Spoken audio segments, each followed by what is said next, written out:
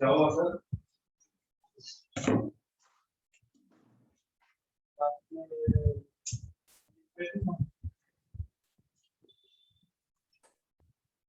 हाँ नहीं, वो फ्री का बंद कर दिया एम के हाँ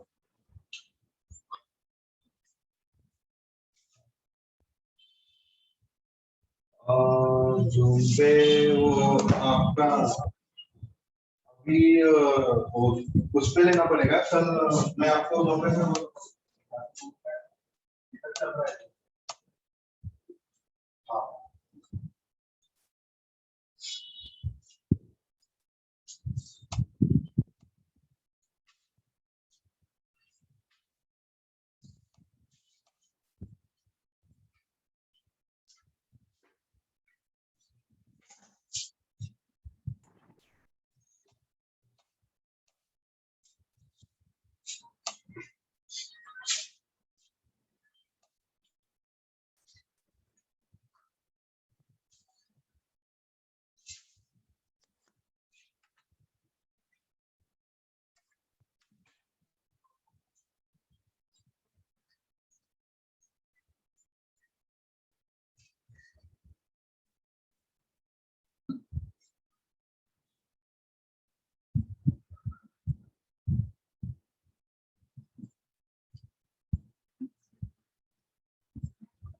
ओके चलो आ गए सब लोग, लगभग सब लोग आ गए।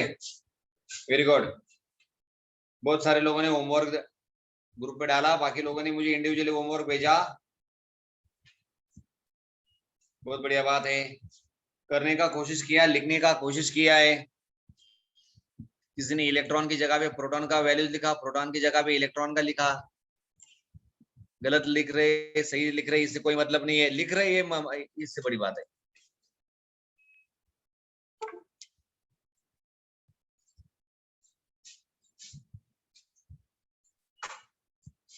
मयूर ठाकरे माइक म्यूट कर दो भाई। ओके ओके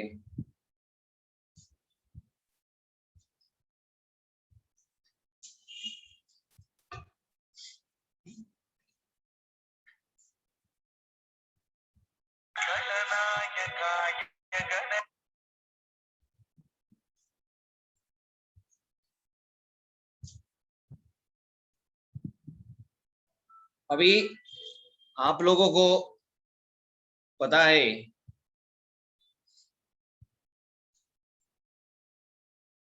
कि हिरोशिमा नागासाकी के ऊपर बहुत बड़ा बॉम्ब गिराया गया था। जापान में हिरोशिमा नागासाकी वो पूरा खत्म हो चुका था। एटम बॉम्ब था वो। एटम का बॉम्ब होता है उसे एटम बॉम्ब, न्यूक्लियर बॉम्ब, अलग अलग नाम होते हैं। इसका मतलब एटम्स में बहुत जबरदस्त ट्रिमेंडस अमाउंट ऑफ एनर्जी होता है। ओके, और इन सब में बड़ी बात यह है कि हमने थोड़ी देर पहले पीरियोडिक टेबल देखा था। पीरियोडिक टेबल के अंदर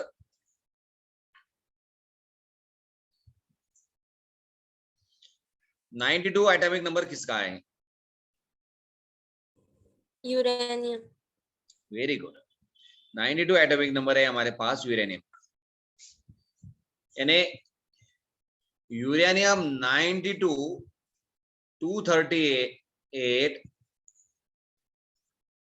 ये जो यूरेनियम का आइसोटोप है रेडियो एक्टिव है, बराबर है, radio active.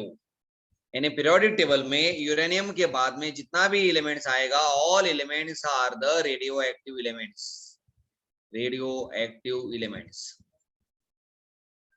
Okay, radioactive elements का मतलब क्या होता है? Emission of the radiations, emission of the radiations. किसी एक सब्सटेंस से रेडिएशन हमेशा बाहर निकलते रहना, that is known as emission of the radiation. Okay, तो यूरेनियम, उसके बाद में जितने भी सारे एलिमेंट्स है वो हमेशा कंटिन्यूसली रेडिएशन इमिट्स करते रहते हैं। रेडिएशन इमिट करने का जो फेनोमेनन है उसे बोलते हैं रेडियो एक्टिविटी, उसे बोलते हैं रेडियो एक्टिविटी।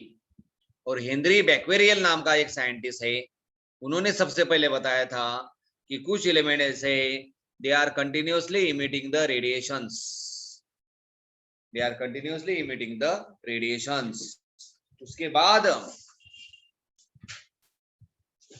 थॉमसन, और थॉमसन के बाद रदरफोर्ड, इन सभी लोगों ने मिलके ये डिसाइड कर लिया एक्सपेरिमेंटली कि certain substance are there which are continuously emitting the radiations, and this such substances are known as radioactive substances.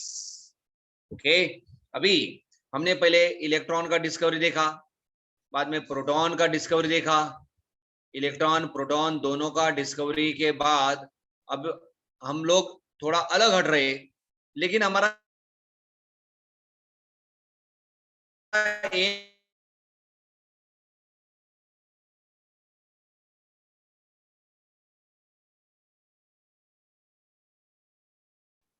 या फिर प्रोटॉन नहीं पता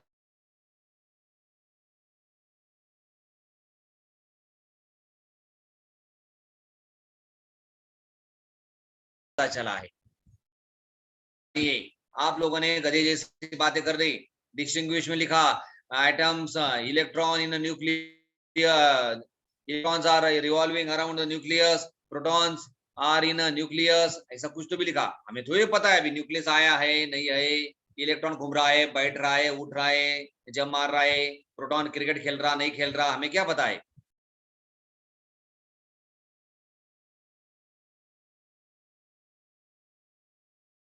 इसमें पहला हमारा इलेक्ट्रॉन है, दूसरा हमारा प्रोटॉन है, बस इतना डिस्कवरी हम लोगों ने अभी तक किया हुआ है। ओके, इसके आगे जाकर हेनरी बैक्वेरियल 1896 में उन्होंने पूरा स्टडी किया, और पोटेशियम यूरेनियम सल्फेट नाम का एक सब्सटेंस था, पोटेशियम यूरेनियम सल्फेट, ये रेडियोएक्टिव सब्सटेंस था, इससे उन्होंने रेडिएशन बाहर निकलते हुए देखा है। उससे आगे आकर उन्होंने हमें कंसेप्ट दिया है रेडियो एक्टिविटी। ओके, तो रेडियो एक्टिविटी हम कंसेप्ट क्यों पढ़ रहे हैं? एटम के अंदर क्या है, इलेक्ट्रॉन्स कहाँ पे है, प्रोटॉन्स कहाँ पे है, ये ढूंढने के लिए हमें जाना है। उससे पहले हम छोटा सा टॉपिक देखेंगे, रेडियो एक्टिविटी। चलिए आज हम शुरू करेंगे रेडियो एक्टिविटी से। लिखिए topic radio activity.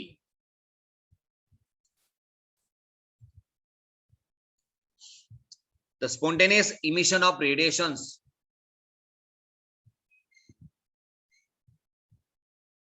the spontaneous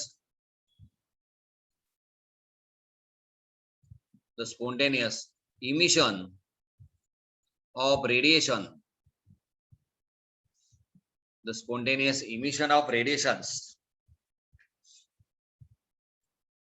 from substance is called radioactivity, is called radioactivity। अभी इस डेफिनेशन के अंदर स्पॉन्टेनियस ये नया शब्द आया। स्पॉन्टेनियस का मतलब है अपने आप होने वाला, उसे मराठी में बोलते हैं स्वयं स्फूर्त। यानी खुद बिल्कुल। अभी कुछ लोग स्पॉन्टेनियसली ज्वाइन होते, कुछ लोग नॉन स्पॉन्टेनियसली ज्वाइन होते। स्पॉन्टेनियसली ग्रुप में ज्वाइन होना इसका मतलब खुद से, अपनी खुद की इच्छा से, स्वयं स्फूर्ति से ज्वाइन होना। और नॉन स्पॉन्टेनियस होते उनको बोलते मम्मी अरे चल लेक्चर ज्वाइन हो जा। पापा बोलेंगे, डांटेंगे, पापा अरे लेक्चर जरा अभी तक ज्वाइन क्यों नहीं हुआ तू। मम्मी पापा बाकी दीदी दादा अपने को फोर्स करके पीरियड में ज्वाइन होने के लिए लगाते हैं, वो हुआ नॉन स्पॉन्टेनियस।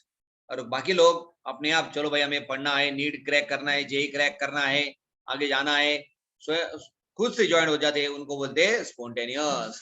इमिशन का मतलब निकलना। The spontaneous emission of radiation from substance is called radioactivity and the substance is called radioactive substance, and the substance from which radiations are emitted and the substance is called radioactive substance, is called radioactive substance, and the substance is called radioactive substance.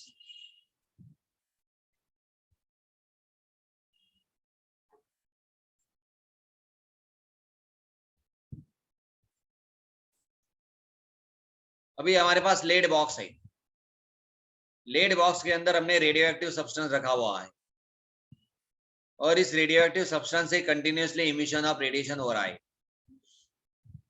ये जो हमारा ये radio active substance है,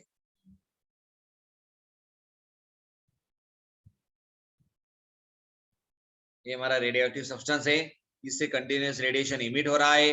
यहाँ पे एक बारीक whole है, इस होल से हमें एक ही रेडिएशन का बीम बाहर जा रहा है, सिंगल बीम रेडिएशन का बाहर आ रहा है, देखो सिंगल बीम रेडिएशन का बाहर आ रहा है और उसे हम इलेक्ट्रिक फील्ड में से पास किया।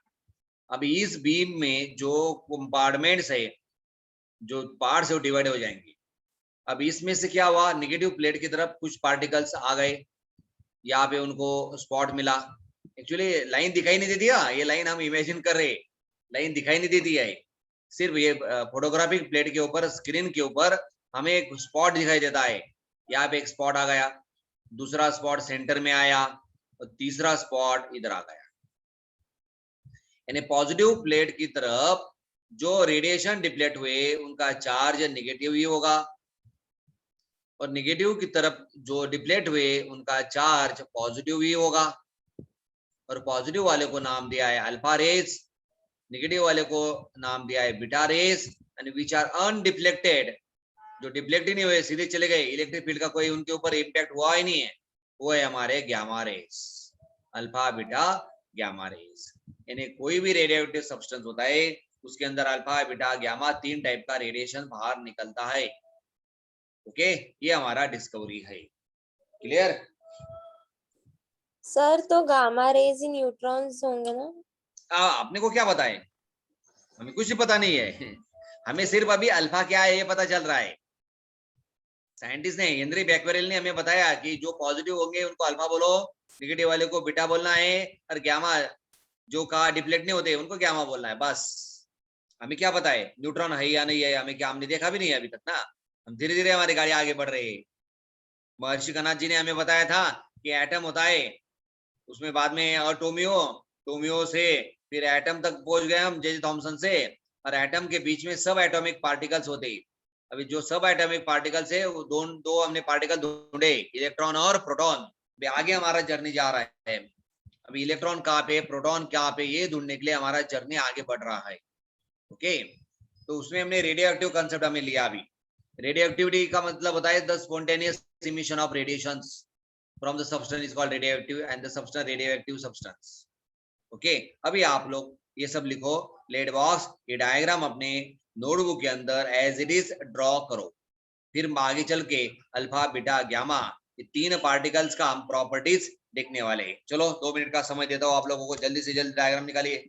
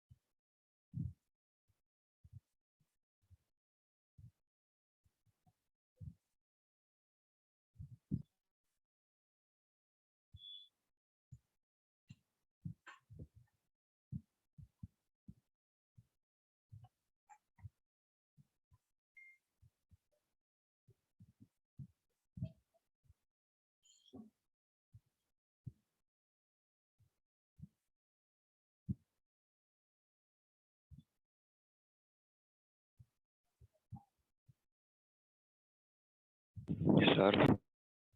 बोलो क्या हुआ करण अर्जुन? सर हम वो आर्सेनिक एल्बम 30 की वो जो गोलियां खाते हैं उसमें भी आर्सेनिक नाम का एलिमेंट यूज होता है, तो वो उसका कौन सा नंबर का आइसोटोप है?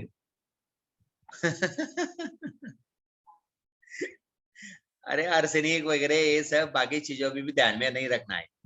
अभी आप लोगों को क्या है, सिर्फ 20 एलिमेंट्स पता है बस। 20 एलिमेंट्स के आगे मैं धीरे धीरे आपको लेके जा रहा हूँ।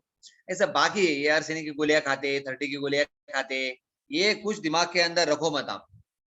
जो अपना सिलेबस है, सिलेबस के मुताबिक हमें आगे बढ़ना है। क्योंकि आपको देखो 110 चैप्टर से इतना आसान नहीं है। पहला चैप्टर चल रहा है अपना 110 चैप्टर से फिजिक्स केमिस्ट्री बायोलॉजी के या फिर फिजिक्स केमिस्ट्री मैथमेटिक्स के लिए। यानी आपको अगर नीट का एग्जाम देना है तो 110 चैप्टर का पढ़ाई करना है। अगर आपको जेई का एग्जाम देना है तो 110 चैप्टर का पढ़ाई करना है। और आपकी 12वीं की एग्जाम 10 दिन तक चलती है। आज फिजिक्स का पेपर 2 दिन का छुट्टी, फिर केमिस्ट्री पेपर 2 दिन का छुट्टी, फिर मैथमेटिक्स पेपर, बायोलॉजी पेपर, 10 दिन तक आपका एग्जाम चलता है। लेकिन हमारा नीट हो या जेई हो, 3 घंटे के अंदर कार्यक्रम खत्म। शॉर्ट टर्म में बिल्कुल 2020। और इस 3 घंटे के अंदर आपको केमिस्ट्री फिजिक्स बायोलॉजी के या फिर केमिस्ट्री फिजिक्स मैथ के 110 चैप्टर्स के पूरे कंसेप्ट एक साथ याद रखना पड़ता है। 12वीं के एग्जाम में आपसे फिजिक्स के लिए तैयारी करेंगे, 2 दिन के बाद केमिस्ट्री के लिए तैयारी करेंगे, 3-4 दिन के बाद बायोलॉजी की तैयारी करेंगे सिर्फ। वो बहुत आसान है कंपैरेटिवली। लेकिन नीट जेई के अंदर बहुत बहुत मुश्किल है।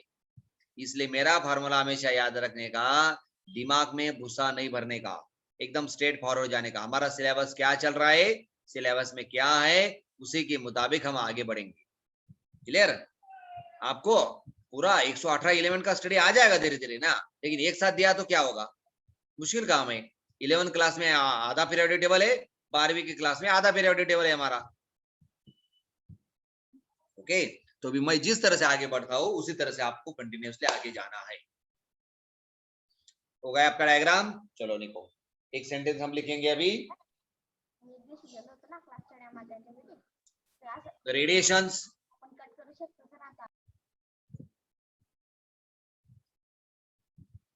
radiations when pass through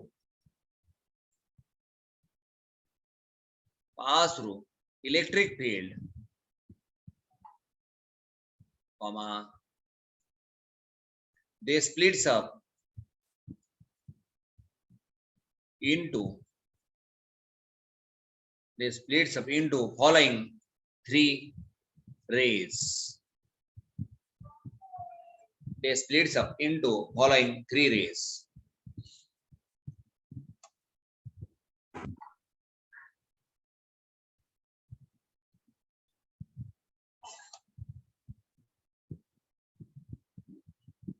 The radiations when pass through electric field, they splits up into following 3 rays. और रेज है अल्फा बीटा गामा। अभी उन्होंने अल्फा बीटा गामा यही नाम क्यों दिया?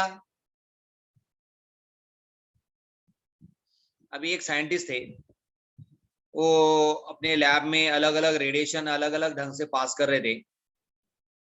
उनका नाम था विलियम रॉयंटजेन। साइंटिस्ट का नाम था विलियम रॉयंटजेन। तो प्रोनाउंसिएशन रॉयंटजेन, कोई रॉन्टजेन बोलते हैं, अलग अलग होता है। विलियम रॉयंटजेन इस साइंटिस्ट का नाम है। वो अलग अलग रेडिएशन पास कर रहे थे, अलग अलग रेडिएशन पास करके उसका इमेज है वो रिकॉर्ड कर रहे थे। इसी बीच में क्या हुआ, उनका हाथ वो रेडिएशन के अंदर चला गया। हाथ उनका रेडिएशन के अंदर चला गया तो स्क्रीन के ऊपर उनको उनका हाथ का पूरा स्केलेटन नजर आया। उन्होंने देखा ये भूत आया, प्रेत आया, क्या आया, आत्मा आया या लक्ष्मी आई, क्या आया, उनको कुछ पता नहीं, तो एकदम डर गए। फिर से उन्होंने थोड़ी देर के बाद फिर से अपना हाथ उस रेडिएशन के अंदर डाला, तो रेडिएशन के उसका जो शैडो रहेगा स्क्रीन के ऊपर, वो शैडो रहता, जो स्क्रीन था वो फोटोग्राफिक प्लेट थी, वो प्लेट के ऊपर उनका हाथ का पूरा स्केलेटन नजर आ गया। फिर स्केलेटन नजर आने के बाद उन्होंने कोई तो भी रेडिएशन पास किया था, उनको भी याद नहीं है कि कौन सा रेडिएशन हमने पास किया, अब इस रेडिएशन को क्या नाम दिया जाए। तो उनको कुछ नाम पता ही नहीं चला, तो विलियम रॉयटजन ने उस रेडिएशंस को नाम दिया था एक्स रेज। एक्स रेज हम उसे मराठी में बोलते हैं श किरण। अभी देखो एक्स रेज, उनको कोई नाम पता ही नहीं चला बेचारे को, तो उसने एक्स रे नाम रख दिया अपने हिसाब से। उस दिन से आज तक हम एक्सरे कर रहे ना।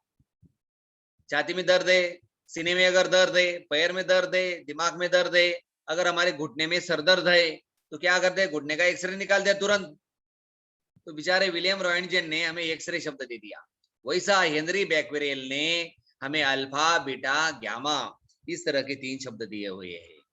क्लियर? चलो पहला वाला लेंगे हम, अल्फा रेस।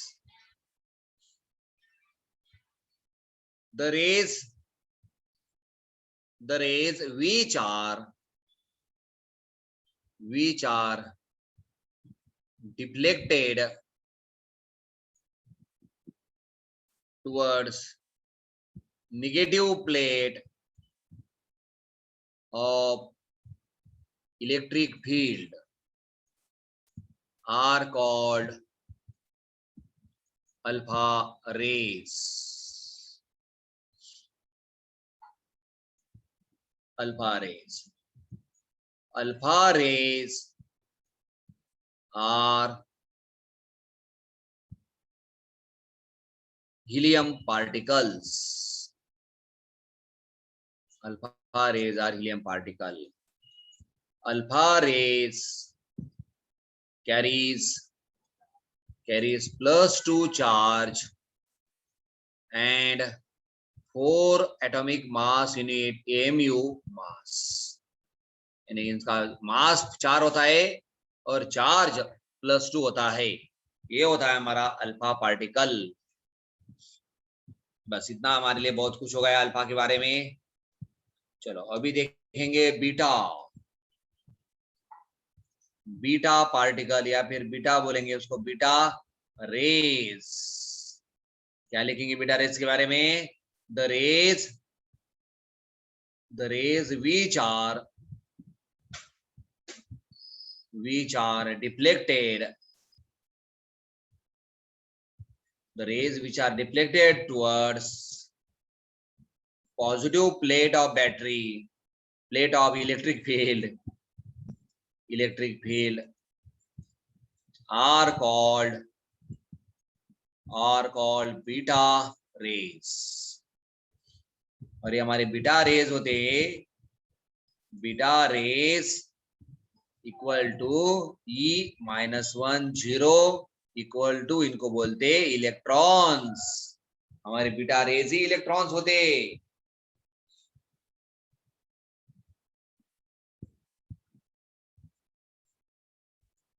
हमारे बीटा रेज ही इलेक्ट्रॉन्स होते।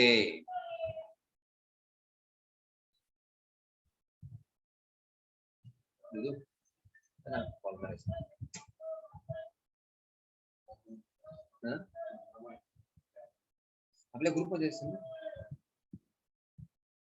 बरोबर आहे का नाही? ग्रुप मधून जॉइन होतात ते।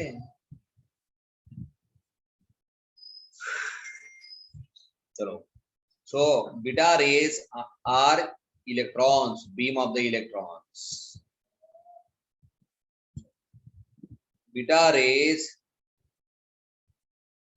rays carries -1 charge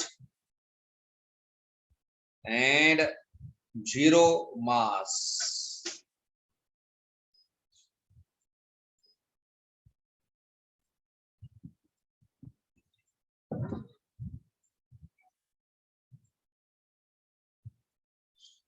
चलो 3 नंबर आएगा अभी। सर वो 0 मैथ्स कैसे कैरी करते हैं? मास ही नहीं होता है उनको। उनका जो इलेक्ट्रॉन का मास कितना है वो बोलो तुम पहले भी बोलो। अभी जिसने भी सवाल पूछा ना, मुझे बताओ इलेक्ट्रॉन का मास कितना है? 9.11 इंटू 10⁻⁻31 किलोग्राम। ओके, उसको अगर ग्राम में कन्वर्ट करेंगे तो -28 किलोग्राम। अभी मुझे बोलो कि चलो अभी बताया देता हो आपको, जगह नहीं यार, बहुत प्रॉब्लम हो रहा है। मास ऑफ इलेक्ट्रॉन कितना है? 9.11 इंटू 10⁻⁻31 किलोग्राम। अगर इसको ग्राम में लाएंगे तो इंटू 10⁻⁻28 ग्राम। ओके अभी ये फिगर हमारा कैसे रहेगा? 0.0034 7 8 9 9 10 11 12 13 14 15 16 17 18 19 20 21 22 23 24 25 26 27 27 28 देखो ग्राम। भाई साहब किस दुकान में लेके जाओगे इसका वेट करने के लिए? इतना वेट है उसका। तो इसका मास देख रहे हैं हम, mass of electron, mass of electron. ये मास ऑफ इलेक्ट्रॉन क्या है हमारा? Mass of beta. अभी इसका जो दोस्त है वो है हमारा mass of alpha. So mass of alpha का मतलब है मास ऑफ हीलियम 24, इसका वैल्यू है 4 ग्राम। अभी देखो ये दोनों में क्या कंपैरिजन है? 0.0000 भी काउंट नहीं कर सकते आप लोग, इतना सारा जीरो आ चुका है वहां पे। तो बोलो ये मास ऑफ द इलेक्ट्रॉन को जीरो लिखना पड़ेगा, फिर इसलिए हम लिखते हैं चल तो क्योंकि मतलब हम उसको निग्लेक्ट कर सकते ना। हाँ, लेकिन कैलकुलेशन जब आएगा तो निगलेक्ट नहीं कर पाएंगे। हाँ अभी इसको निगलेक्ट कब कर रहे हैं हम? अल्फा के कंपैरिजन में क्या है वो देखो, अल्फा का 4 है तो उसका देखो, उसके लिए कोई वेट बैलेंस मिलेगा ही नहीं हमको उसका वेट लेने के लिए। क्लियर? सर पर इसलिए इसका मास कैसे निकाला? कोई एक्सपेरिमेंट से कर दे। हमें मिलिकन्स ऑयल ड्रॉप एक्सपेरिमेंट देखा था हमने, देखो। वेरी गुड सवाल।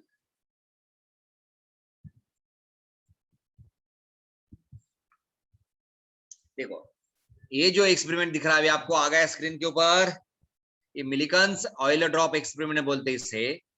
इससे हमें चार्ज पता चलता है, और वो चार्ज का वैल्यू देखो कितना छोटा है, 1.66 यहाँ पे दिखाया मैंने।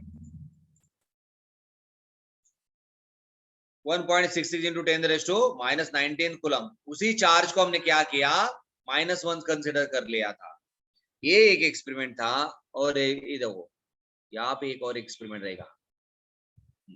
ये इस एक्सपेरिमेंट से हमें चार्ज टू मास रेशियो मिल गया, बराबर। एक एक्सपेरिमेंट से हमें सिर्फ चार्ज मिल रहा है, दूसरे से हमें चार्ज टू मास रेशियो मिल रहा है। यानी हमारे पास E का वैल्यू है और E/m का भी वैल्यू है हमारे पास, तो m का वैल्यू निकाल सकते हैं इससे हम। क्लियर? हमने क्या किया, E डिवाइडेड बाय E/m। ये क्या होगा हमारा, E अपॉन E क्या आ जाएगा, m ऊपर आ जाएगा, E कट हो जाएगा, m 1 अपॉन का ऊपर आएगा, m मास मिल जाएगा हमें। इस तरह से मास कैलकुलेट किया हुआ है। ओके, हमें डायरेक्ट मास हम किसी वेट बैलेंस के ऊपर उसको लेकर नहीं, आजा भाई इधर बैठ जा, तुम्हारा वजन कितना है, 40 किलो 45 किलो कितना वजन है, ऐसा नहीं है। किसी दुनिया का बैलेंस ने उसे उसका वेट मेजर नहीं हुआ है। क्या मेजर किया है, चार्ज टू मास रेशियो, ये वैल्यू उसका फाइंड आउट किया है। और दूसरे एक्सपेरिमेंट से भी सिर्फ ई फाइंड आउट किया है, दोनों ई मिल गए तो उससे हमें मास मिल जाता है। क्लियर? इस तरह से उसका मास हमने फाइंड आउट किया है। Very good question. चलो अगर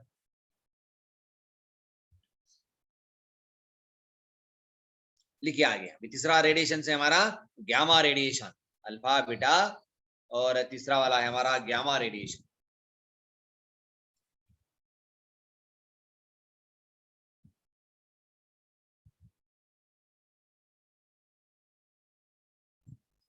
गैमा रेज क्या लिखेंगे इसके बारे में? 2 पॉइंट आपको लिखना है। The rays which are undeflected in a electric field are called gamma rays.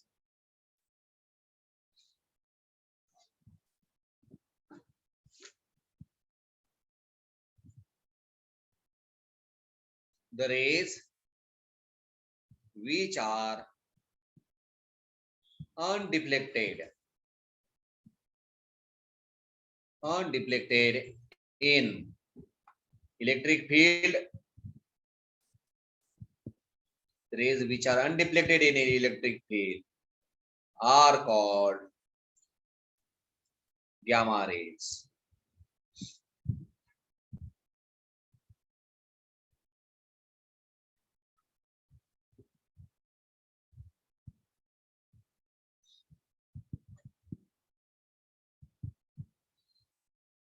अगला पॉइंट लिखो गैमा रेस का, यहाँ पे जगह नहीं इसलिए ऊपर लिखता हूं। सो गैमा 0 0, यानी इसका चार्ज नील है, इसका मास भी नील है, इसलिए इसको एक बढ़िया सा नाम दिया है इलेक्ट्रोमैग्नेटिक रेडिएशन। गैमा रेस को नाम है जिसको इलेक्ट्रो भी है और मैग्नेटिक भी है, दोनों field opposite to each other, perpendicular to each other है, इसलिए इसको इलेक्ट्रोमैग्नेटिक रेडिएशन ये भी नाम दिया हुआ है गैमा रेस। बस हमारा अल्फा बीटा गैमा। अब हम लोग क्या करेंगे, अल्फा बीटा गैमा में से सिर्फ अल्फा का यूज करेंगे। अल्फा का यूज करके हम बाकी काम आगे बढ़ाने वाले हैं।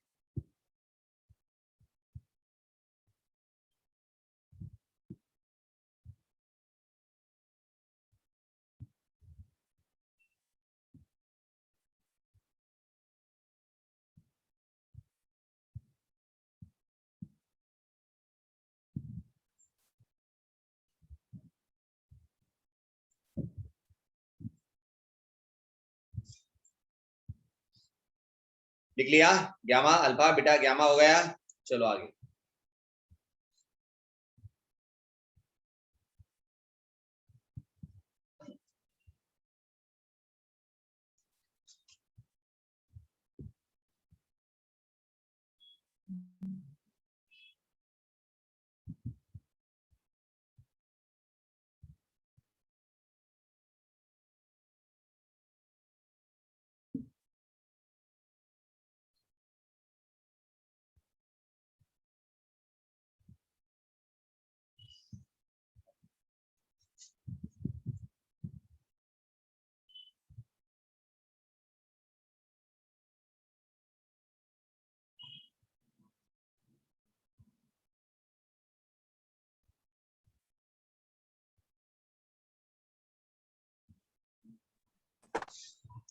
हो गया। चलो अभी अल्फा पार्ट बीटा गामा का रेडिएशन हो गया हमें, और अभी इलेक्ट्रॉन का भी डिस्कवरी हो गया, प्रोटॉन का भी डिस्कवरी हो गया।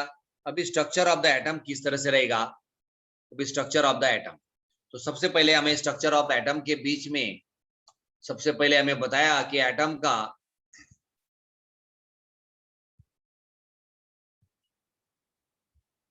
तो अल्फा का +2 चार्ज कैसे आएगा वो एक्सपेरिमेंटली फाइंड आउट किया हुआ है। तो बहुत बड़ा स्टडी है, अपने लिए इतना ही काफी था। अल्फा कौन है, अल्फा का नाम कहाँ से है, उतना देखने के लिए हमने काम किया हुआ है। ओके चलिए लिखो अभी थॉमसन्स अल्फा पार्टिकल। चलो अभी थॉमसन ने सबसे पहले हमें बताया कि एटम का स्ट्रक्चर कैसा रहेगा, एटम का स्ट्रक्चर किस तरह से नजर आएगा। जैसे हम चांद पे जाएंगे तो चांद किस तरह से नजर आएगा, चांद के ऊपर क्या है, वहां पे मूनलाइट डिनर होता है क्या, सनलाइट डिनर होता है। चांद पे जाने के बाद वहां पे हम प्लॉट खरीद सकते हैं, मकान बना सकते हैं चांद पे जाने के बाद, बराबर। तो जस्ट लोग इमेजिन करते हैं कि चांद कैसे होगा क्या होगा। उस तरह से थोड़ी थोड़ी चीजें हमें मिलने के बाद हमारे थॉमसन दादा ने इमेजिन किया कि एटम कैसे रहेगा, एटम का स्ट्रक्चर किस तरह से दिखाई देगा, एटम के अंदर प्रोटॉन्स पॉजिटिव स्पीयर कैसे रहेगा, एटम के अंदर इलेक्ट्रॉन किस तरह से घूमते रहेंगे, या घूम रहे नहीं घूम रहे, या फिर आराम से बैठ रहे, जम मारे, क्रिकेट खेल रहे, क्या कर रहे, ये सभी हमें अभी पता चलेगा। ओके देखो Thomson's atomic model.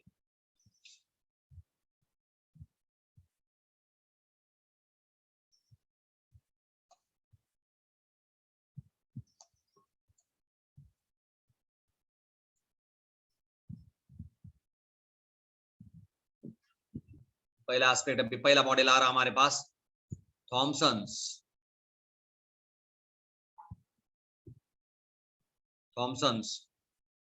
Atomic model.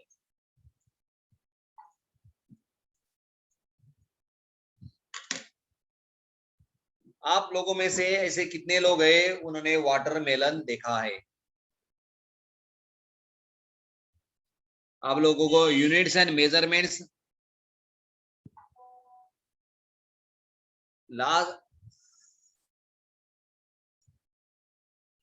आप लोगों को यूनिट्स एंड मेजरमेंट्स नाम का चैप्टर है फिजिक्स में। उसके अंदर हम कॉमन सेंस भी लगाएंगे। कॉमन सेंस का मतलब क्या होता है? आप अगर बनाना वाले की दुकान पे जाएंगे तो उसको बोलेंगे अंकल 2 डजन बनाना दो, बराबर, वो बराबर 24 बनाना हमको निकाल के देगा। ओके, तो अगर ऐसा भी टेक्निक अभी डेवलप हुआ है बनाना के बारे में, हम बोल सकते हैं अंकल 1 केजी बनाना दो, 2 केजी बनाना दो, तो मिलता है। जैन कंपनी का जो बनाना मार्केट में आने लगा है, जलगांव में बहुत जगह पे मिलता है, तो उससे हमें पता चलता है कि 1 केजी 2 केजी बनाना हो जाता है। लेकिन बनाना का हमने नाम लिया तो हमें डजन, ये यूनिट आता है डजन। अगर हम मार्केट में आगे गए तो बोलेंगे अंकल 1 डजन ग्रेप्स दो। देखो भी कॉमन सेंस, 1 डजन ग्रेप्स दो तो 12 ग्रेप्स तोड़ के देगा क्या हमको? कान के नीचे एक लगाएगा। अगला दुकान पे गए अंकल 2 डजन वाटरमेलन दे दो, जल्दी जल्दी एक थैली में लो, एक कैरी बैग में 2 डजन वाटरमेलन दे दो। अंकल नीचे से ऊपर तक देखेगा, अंदर बुलाएगा, 2 फटके लगाएगा और आगे भेजेगा। अबे गधे, 2 डजन वाटरमेलन, तुझे तो ट्रक लेके आना चाहिए था, 4 से अपना वो छोटा हैप्पी रिक्शा लेके आना चाहिए था ना। 2 डजन वाटरमेलन खरीदना है तो पहले बोल रहा था 2 डजन ग्रेप्स दो, 1 डजन ग्रेप्स दो, तो 12 ग्रेप्स तोड़ के देंगे क्या तेरे खिस्से में? ये कॉमन सेंस होता है। तो एक बार मैं ऐसे ही गया था मार्केट में, बोला अंकल मुझे 2 डजन वाटरमेलन दे दो। अंकल ने बोला कि भाई साहब आपकी गोलियां खत्म हो गई क्या? सुबह सुबह गोलियां नहीं ली क्या आपने? तो वाटरमेलन बहुत बड़ा होता है। अगर वाटरमेलन को बीच में सेंटर में से कट किया तो क्या होगा? 2 पार्ट बन जाएंगे वाटरमेलन के। वाटरमेलन को सेंटर में कट करने के बाद उसकी तरफ देखो किस तरह से हमें वाटरमेलन दिखाई दे रहा है। That is the Thomson atomic model. वही हमारा थॉमसन का एटॉमिक मॉडल रहेगा। वाटरमेलन को कट करने के बाद जितना भी रेड कलर का पार्ट दिखाई देगा उसे बोलेंगे पॉजिटिव स्फीयर, वो सभी प्रोटॉन से बना हुआ रहेगा। और जो ब्लैक कलर के सीड्स है, ब्लैक कलर के सीड्स नजर आएंगे, उसे बोलेंगे हम एम्बेडेड इलेक्ट्रॉन्स, यानी उसको डाले हुए, उसमें रखे हुए जो ब्लैक सीड्स नजर आएंगे वाटरमेलन के, तो उसे बोलेंगे embedded electrons. That is the structure of atom. वो हमारा थॉमसन का पहला मॉडल बन गया। यानी थॉमसन वाटरमेलन की खेती करता होगा, वाटरमेलन की खेती करता होगा थॉमसन। उसने एक बार सर वाटरमेलन को उन्होंने बीच कोई में, एक्सपेरिमेंट किया होगा ना इसके लिए? हाँ, दुनिया भर के एक्सपेरिमेंट करने के बाद उन्होंने हमको दिया हुआ है ये मॉडल। मैं तो स्टोरी के स्वरूप में आपको बता रहा हूँ, लेकिन बहुत सारे एक्सपेरिमेंट, अभी पहला मॉडल आने के बाद साइंटिस्ट ने तुरंत सवाल उठाया, गलत गलत, ये गलत है, ये आपका मॉडल गलत है। लेकिन फर्स्ट अटेम्प्ट है ना, पहला प्रयास है उसका। भाई एटम का स्ट्रक्चर कैसे बनेगा, हमें तो अभी सब कुछ पता चल चुका है, लेकिन उस दुनिया में, उस दिनों में थॉमसन दादा ने सबसे बढ़िया बनाया था हमारा कि एटम कैसे रहेगा, कितना छोटा रहेगा। Okay, Thomson atomic model. अभी नोटबुक के एक साइड में ये जो डायग्राम दिया है मैंने, वो डायग्राम आप निकाल लो, ताकि फिर मैं वो डायग्राम के ऊपर बारीक बारीक चीजें लिख सकता हूँ। लिखो जल्दी। फिर हम थॉमसन मॉडल के बारे में लिखेंगे अच्छी अच्छी बातें, फिर बोलेंगे इसके डिसएडवांटेज क्या है। फिर दूसरा साइंटिस्ट आएगा, मैं अपना मॉडल देता हूँ, फिर उसके बारे में अच्छी अच्छी बातें बोलेंगे, उसका लिमिटेशंस निकालेंगे। फिर अगला साइंटिस्ट आएगा, वो बताएगा अरे मैं जो मॉडल बता रहा हूँ एटम का स्ट्रक्चर कैसे रहेगा, that is the final model. Clear? एक साइंटिस्ट ने कुछ दिया, उसका लिमिटेशन आएगा, वो दूसरा साइंटिस्ट लिमिटेशन दूर करेगा। फिर तीसरा साइंटिस्ट आएगा, वो अपना मॉडल देगा, उसमें कुछ लिमिटेशन रह जाएंगे, वो लिमिटेशन दूर करने के बाद चौथा साइंटिस्ट आएगा। इस तरह से गाड़ी आगे बढ़ती गई।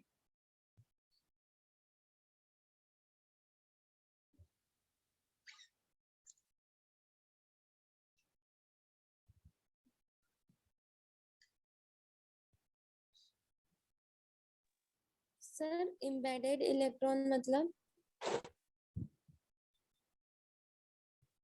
अभी आपने वाटरमेलन देखा है ना, वाटरमेलन की ब्लैक जो सीड्स होती है, वो सीड्स को बाहर निकालो और दोबारा वाटरमेलन के अंदर फंसाओ उसको।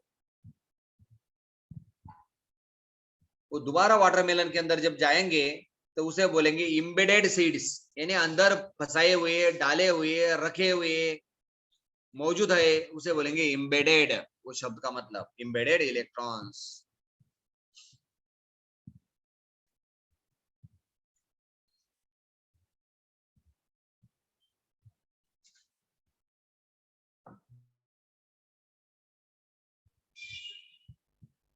एक्चुअली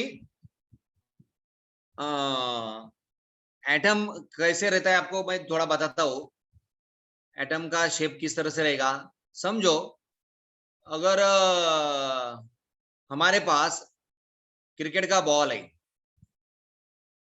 हमारे रूम में क्रिकेट का बॉल रख दो एक जगह पे, या फिर ऐसा करो, एमजे कॉलेज का बहुत बड़ा ग्राउंड है, अपना स्टेडियम, क्रिकेट का स्टेडियम है ना जलगांव में, स्टेडियम कॉम्प्लेक्स बोलते हैं। स्टेडियम में जाने के बाद अंदर जाओ, स्टेडियम में सेंटर में एक बॉल रख दो, वो बॉल हो जाएगा न्यूक्लियस। बॉल क्या बनेगा हमारा, एटम का न्यूक्लियस। और वो एटम के बाहर शेल्स होती है ना, पहला शेल, दूसरा शेल, तीसरा शेल, चौथा शेल। तो पहला शेल कहाँ पे जाएगा मालूम है आपको? हमने क्रिकेट का बॉल कंसिडर किया है न्यूक्लियस को, तो हमारा पहला शेल जाएगा जलगांव के बाहर, यानी 5 किलोमीटर के ऊपर पहला शेल रहेगा हमारा। दूसरा शेल 21 किलोमीटर पे ऊपर रहेगा, यानी वो सेंटर से 5 किलोमीटर जाएंगे तो गिरना रिवर है इधर एरंडोल साइड में, बराबर। अभी इस साइड में दूसरा साइड अपना जलगांव का नॉर्थ साइड में जाओगे तो रेलवे का ब्रिज है। ईस्ट साइड में जाओगे 5 किलोमीटर के ऊपर तो आपको जैन फैक्ट्री नजर आएगी, इधर कोले हिल्स नजर आएगा। यानी देखो इतना दूर तक रहेगा पहला शेल। और सेकंड शेल कहाँ पे जाएगा मालूम है? सेकंड शेल इधर आपका पालदी के पास आगे साईं बाबा मंदिर है, वहां से गुजरते हुए जाएगा सेकंड शेल। उधर पद्मालय के बाद इधर नशीराबाद, नशीराबाद के बाद में इधर आसुदा के बाद में इधर फिर पालदी की तरफ जाएगा वो सेकंड शेल। और तीसरा शेल कहाँ पे रहेगा? तीसरा शेल हमारा न्यूक्लियस कहाँ पे है? स्टेडियम कॉम्प्लेक्स के अंदर है, ग्राउंड में न्यूक्लियस। ओके, न्यूक्लियस वहां पे मौजूद है। और तीसरा शेल इधर साइड में जाएगा धरनगांव से जाएगा फिर पारोला से भड़गांव से चोपड़ा, सॉरी पाचोरा से जामनेर से मुक्ताईनगर से रावेर से फिर चोपड़ा। देखो कितना दूर है थर्ड शेल। और फोर्थ शेल चाहिए आपको, बताओ फोर्थ शेल कहाँ पे रहेगा? इधर बरहानपुर में, इधर धुलिया, इस साइड में चालीसगांव, उस साइड में बुल्डाना, उस साइड में शेगांव, यहाँ पे रहेगी चौथी शेल हमारी। तो इमेजिन करो हमारा एटम कैसे रहेगा, कितना छोटा है, ऐसा इमेजिन करने से। ओके, लेकिन फिर भी थॉमसन का पहला है, थॉमसन के बाद रदरफोर्ड है, रदरफोर्ड दादा, उसके बाद मॉसली, अलग अलग लोग आएंगे। सबसे पहला एक्सपेरिमेंट हमारा थॉमसन एटॉमिक मॉडल। चलो इसके बारे में 4 शब्द लिखेंगे अभी, ये डायग्राम आपने लिखा होगा। चलो 4 शब्द। पहला, it is SPHER, sphere of radius 10⁻⁻10 metre. यानी इसका जो रेडियस आएगा, ये रेडियस जो आएगा ये 10⁻⁻10 मीटर का रहेगा। ये शेप ऑफ द एटम, इसे हम बोलेंगे शेप ऑफ एटम। पहला पॉइंट हो गया।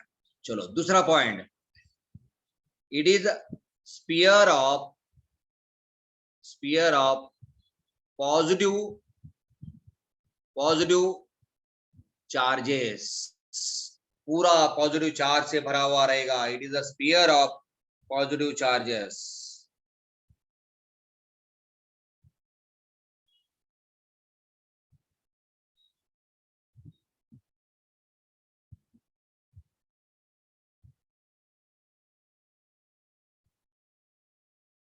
तीसरा,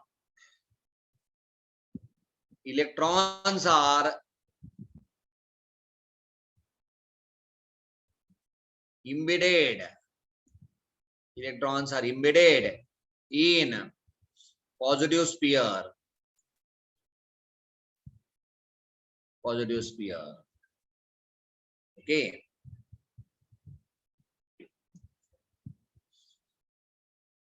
It looks like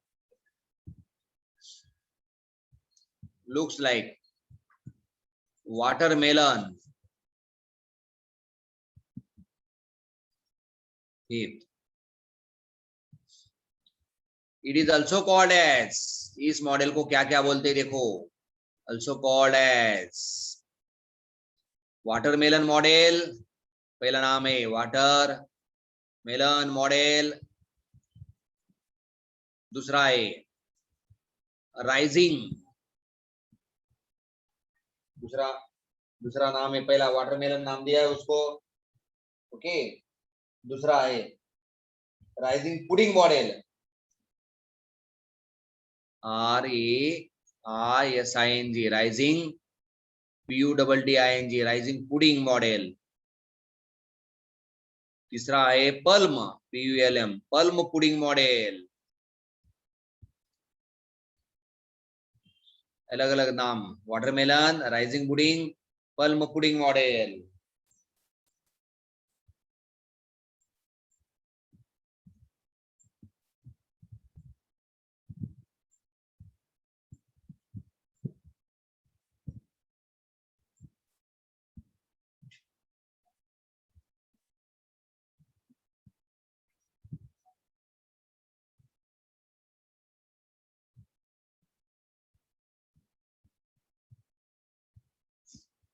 बस इतना ही लिखना है इसके बारे में और इसका diagram. Explain Thomson atomic model. बस 5 पॉइंट हो गए, अलग अलग नाम दिया है, लिखो इतना सारा उसके बारे में.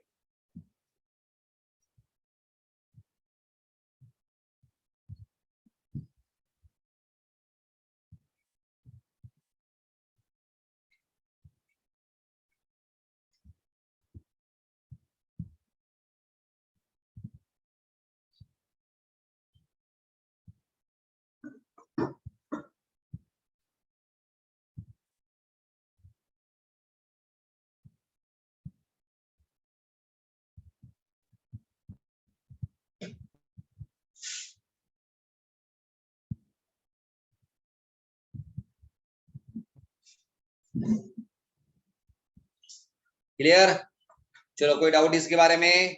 थॉमसन ने सबसे पहले, थॉमसन नाम का एक टीवी भी आता था पहले. थॉमसन आपको शायद पता नहीं होगा, हम लोग जब छोटे थे देखते थे. थॉमसन का टीवी तो रहता था, उसमें कैथोड रे रहता था, कैथोड रे ट्यूब रहता था वो टीवी के अंदर. बहुत बड़ा टीवी रहता था. यहाँ पे निकालता हूं मैं उसका डायग्राम थोड़ा सा.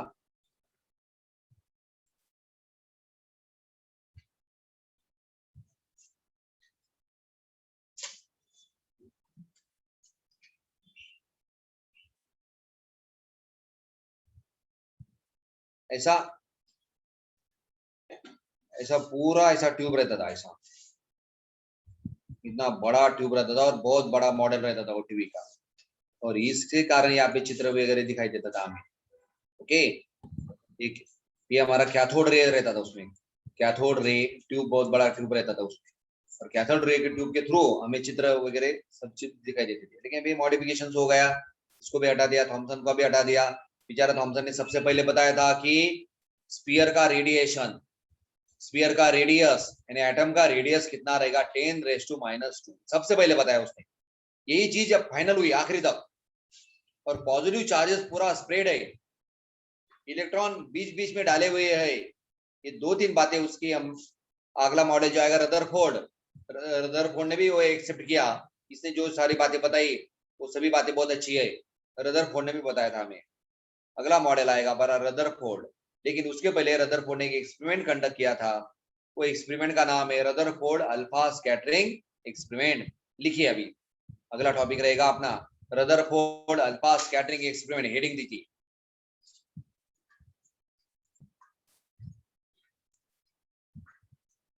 Rutherford alpha scattering experiment, Rutherford's alpha scattering experiment. देखो हमें एक्सपेरिमेंट दिखाई दे रहा है रदरफोर्ड का, क्या एक्सपेरिमेंट रहेगा तो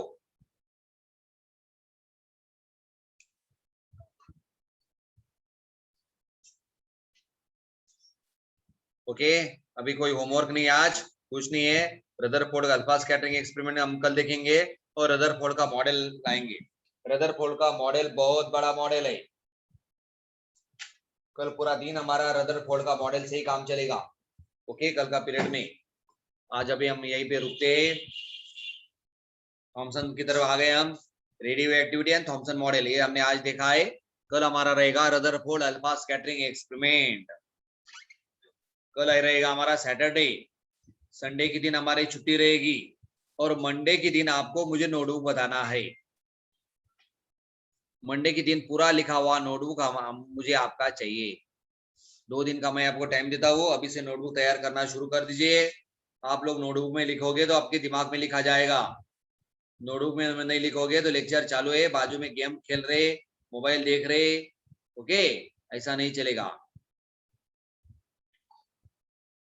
चलिए आप लोग अभी लेफ्ट हो जाओ यहाँ से, थोड़ी देर में आपको अगला लिंक आएगा, वो लिंक से आप ज्वाइन हो सकते हैं।